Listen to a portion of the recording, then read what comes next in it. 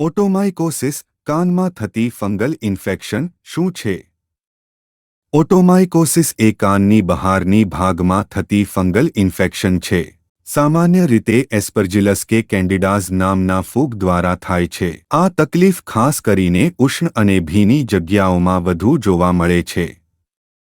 લક્ષણો: કાનમાં ખંજવાળ અથવા ઝંઝટ, કાન ભરી ગયું હોય એવી લાગણી, થોડીક સાંભળવાની તકલીફ, હળવો દુખાવો.